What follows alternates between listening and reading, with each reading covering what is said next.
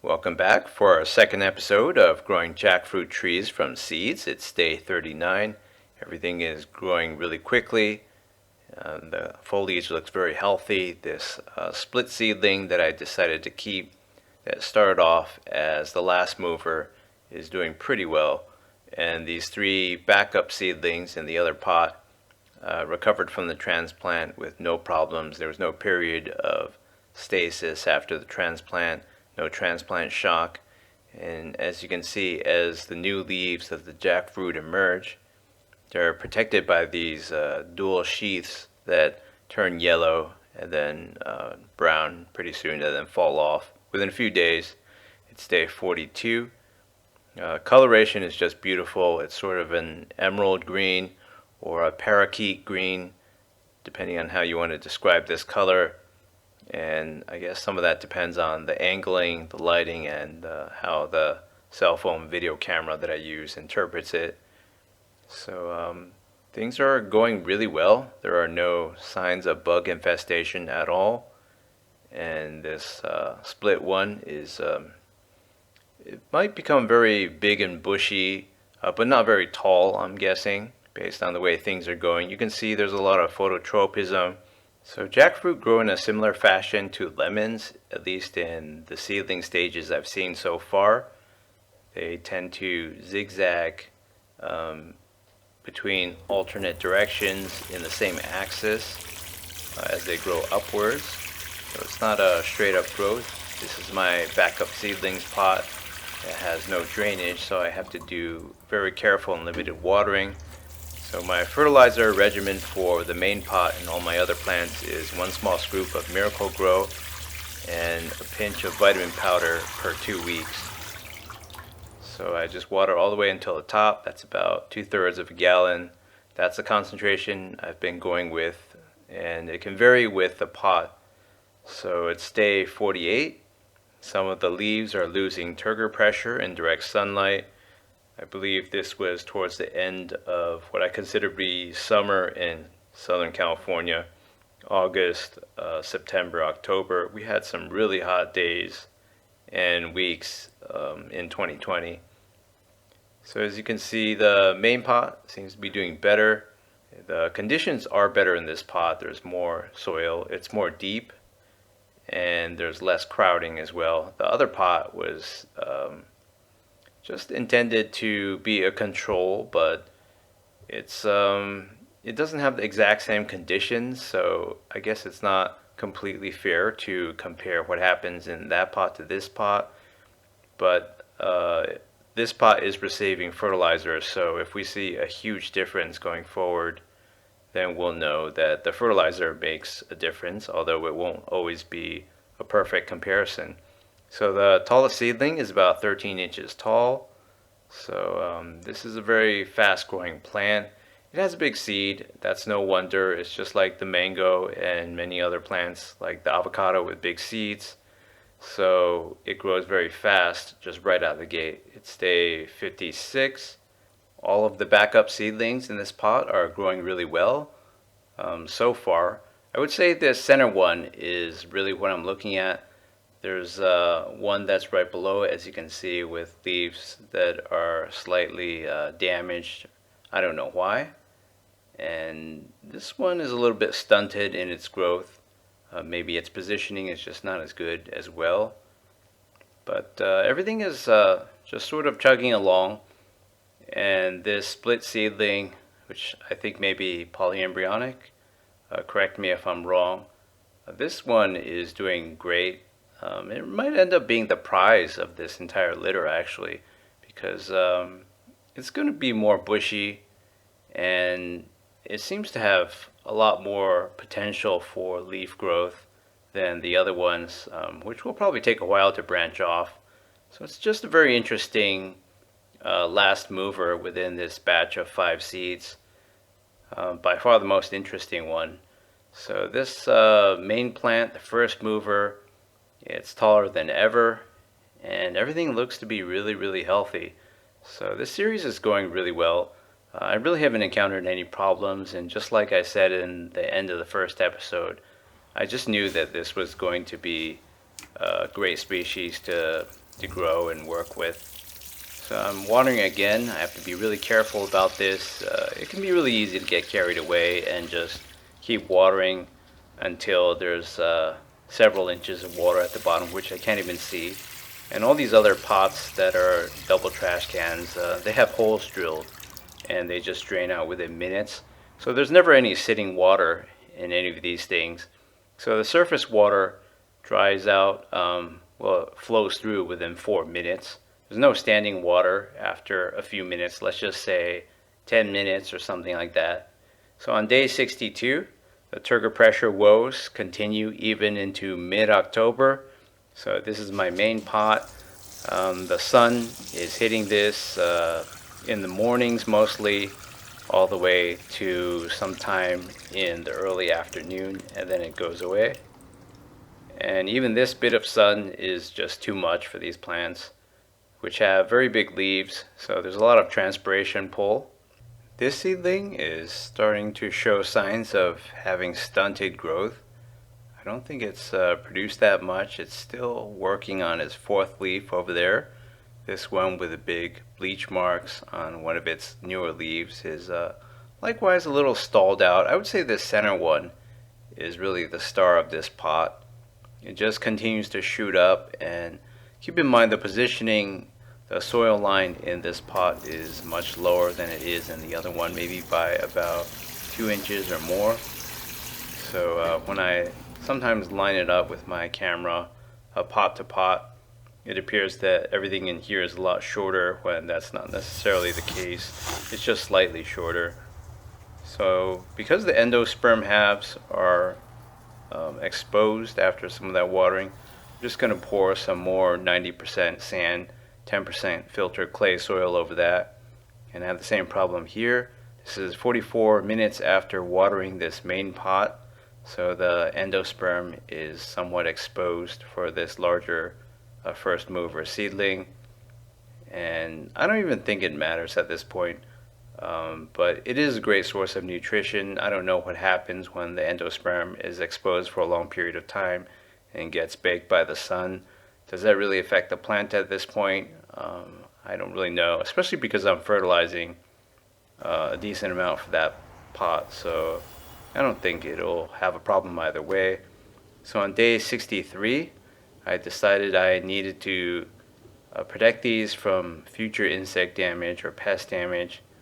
So I'm going to use my showering can to do a proper imidacloprid dosage, not just dissolve a little bit of imidacloprid in something like a mouthwash bottle and pour it in, split it among several plants. This will be a very thorough dosage. So if pests are going to be a problem, then they soon won't be. At least that's my expectation. You may be asking why I'm applying imidacloprid if I haven't encountered any pests yet. It's just a preventative measure that I've been doing with all of my plants. Once the seedlings get to a certain point, my expectation is always that there's going to be some sort of a pest threat, so I get ahead of the curve before the series gets wrecked. So it's day 69. This split seedling continues to impress. This will probably look the most impressive after another few months.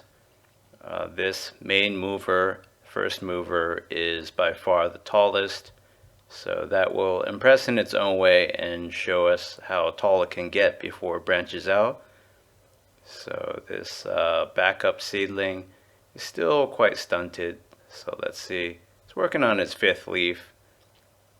So it is growing. Everything is growing here. And I bet if that got a nice pot all to itself or a patch of ground outside, it could do very well and recover from its early struggles. So you can see there's a little bit of a leaf yellowing here for one of the latest leaves to come out. So I would say there's a bit of evidence mounting that the pot that's not receiving any fertilizer as opposed to this main pot right now is not doing as well and won't do as well without this complete fertilization, supplementation of all the micro and macronutrients. I consider it to be a very interesting experiment, and it's definitely worth looking into whether you can just grow something in nearly pure sand with a little dash of clay in it without supplying any fertilizer. So in nature there would be dead leaves and organic detritus, dead bugs and things like that on top to help fertilize the soil. And of course you would also have a lot of insect activity, insects burrowing in there, although aeration isn't really a problem. So you can see, as I mentioned, there's a more and more of a yellowing. The leaves are getting big, but that's kind of worrisome. It suggests that there's just not enough nutrition in this pot and that the endosperms aren't supplying enough, which is quite surprising because, as most people say, and as I expected, the endosperm is quite big, so it should provide for a substantial store of nutrition for a very long time. There's a lot of people that say you don't need to fertilize for even the first year or two. A lot of people have said not for the first year because the endosperm provides for all of that. So there's a little bit of spider webbing here, and it's always a trigger of paranoia, but I always tend to start thinking that those are spider mite webbings because there's typically not even a spider in sight. And I'm starting to wonder if this is powdery mildew on this first mover, or is it just hard water spots and dust? I'm starting to suspect that maybe it is powdery mildew. Powdery mildew generally has a white puffy appearance on the leaves. That's a sign that there are fruiting bodies releasing spores. So just to check, I'm going to use my new battery-powered backpack sprayer to spray distilled water all over the tops and undersides of all of these jackfruit leaves. And that should prove whether this is powdery mildew or not. If it's dust or if it's just hard water spots, that should come off pretty easily. Hard water spots maybe not so quickly, but the dust should definitely get washed off. But if this still retains the same appearance after this all dries out in a few minutes, after an hour say, then it's definitely powdery mildew. And I'll give it some time as well just to see how everything reacts and whether the supposed powdery mildew infection spreads to all the other plants as well. They are all sitting in the same conditions, so if it is an infection, it should happen to all the plants. So it's day 84. It is powdery mildew. It can be grayish in appearance, I read online. It doesn't have to be white. So this is typically something you'd get more for indoor plants, although they do sell all sorts of fungicides for this kind of purpose for people's outdoor plants as well. And that includes a lot of plants that people are just growing in full soil in their yards or maybe in commercial landscaping. So it is a big problem. I decided to grab the remainder of my last fungicide treatment, which I used to treat the pomegranate tree to our right, and spray the remainder of this all over the jackfruit leaves to stop this infection. I had to take action immediately, otherwise I was in danger of losing all of my seedlings. I'm very certain that this would have spread to everything, and I decided to not go natural for the backup seedlings because I don't really see how those can combat this on their own. Maybe I would have been wrong and they would have been fine, but I wanted to keep them around just as a comparison. So it's day 86. It looks like the powdery mildew infection has subsided. There's still a low turgor pressure problem when the sun hits these leaves that persists. So I'm wondering if the roots are underdeveloped, if the root systems are not keeping up with the shoot systems. And on day 90, I decided to use my backpack sprayer to spray this fungicide. It's Spectracide, myclobutanil. So most of these fruit and nut tree recommendations on the instruction pamphlet say mix half a fluid ounce of this with 1 gallon of water. I'm going to use one of these disposable transfer pipettes that I've had for a very long time. The volume in there is about 15 milliliters. So I estimated, taking into account the airspace in there when you use it as a transfer device, that about 2 of these squeezes should equate to half a fluid ounce. I always hate doing the math on these things because I don't like to be too far off, but based on the units that they use, if you're doing a little trial run like I did with my pomegranate plant and you don't feel like making a huge batch of it, you just have to kind of wing it. And in this case, I'll be doing a very spot on, precise measurement, although I can't be sure that this exact fruit species is suited to half a fluid ounce per gallon, but it said that for a lot of other fruit trees, so I'm just going to go with it. So I'm using distilled water, and I'm going to give this a good shake. This is a very awesome device. It just saves me a lot of work. You don't have to listen to that squeaky water spray bottle anymore. And this was made for things like this, applying pesticides and fungicides. And also I use it for just distilled water washings a lot. So it's a very useful, versatile device. So I'm giving it a full application. And of course, a gallon is way too much, so I had a ton left over. I applied it to all my other plants as well. So on day 98, I no longer saw signs of powdery mildew infection. There's some dust and little bits of dirt on these leaves, but they otherwise look to be very clean and healthy now. I'm sure the fruiting bodies just fall off the leaves after a while or just shrivel up, so they're not really that visible anymore. So the plants are doing well. It seems like the turgor pressure problem is gone. It's improved a lot, even though sunlight is now striking these leaves and all the other plants on my balcony with greater duration every day. But the wintertime sun is weaker because it travels through more atmosphere to get to the surface of the earth. That's because the angle of the earth relative to the trajectory of the sunlight is more of an oblique angle compared to the summertime, in which at some point of the year, closer to the summer solstice, the sun is directly overhead, especially at these horse latitudes, 30 degrees latitude above the equator in either direction. So this leaf here is a little pitted. That might be damage from the fungal infection, but I'm not really even sure if the powdery mildew reached this or not. You can see right now there's a noticeable leaf yellowing. I'm pretty sure that this is nutrient deficient. So the evidence really mounts over time. It's building that you do need to fertilize. You can't just rely on nothing but the endosperm to supply all the nutrients for this plant.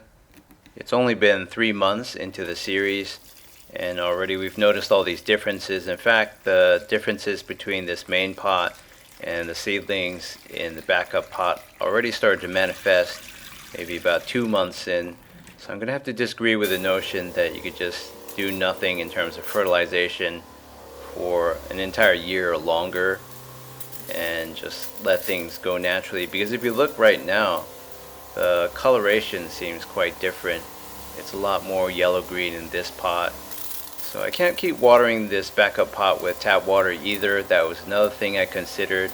So I loaded this backpack sprayer up with distilled water, and I'm going to use it to wash the leaves of my plants, but also add a bit of this distilled water to keep everything hydrated in this backup plant as well, and to wash the leaves, and also for this little backup papaya seedling, which is actually doing pretty well, although it is starting to lag behind the papaya seedling in the main pot that you can see to the left. So because of the way I started these two series and arranged everything in this backup pot, they're sort of inseparable, a sister series, and you can plainly see the progress of the papaya plants, even though I haven't published a second episode on those yet. So I'm just going to spray this in here for a while longer. The thing I love about spraying is it's so gentle, so it won't disturb that little mound of extra sand and soil that I use to cover up the endosperm of the biggest plant in that pot. So it's day 104. It's the end of this episode. The turgor pressure problem is completely gone. It seems like ever since I treated my plants with myclobutanil, the fungicide, everything just righted itself, and the leaves are more erect than ever. They're at a very acute angle relative to the axis of the stem these days, and it seems to get more and more acute as time goes on. I mean, look at this very first leaf here for the first mover. It's practically perpendicular to the ground. So we can see another leaf is on its way.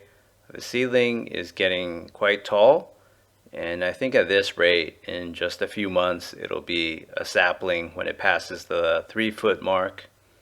So as you can see, relative to these backup seedlings, I would say there's quite a difference. It's starting to become more striking, and I do believe that the fertilization does make a difference, and it's something that will snowball over time, and we'll see the 2 seedlings in the main pot just be huge and dark green and healthy looking compared to all of these seedlings, which might look more sickly over time as they suffer from nutrient deficiencies. So that's it for this second episode. Please stay tuned to my YouTube channel for further updates. Thanks for watching.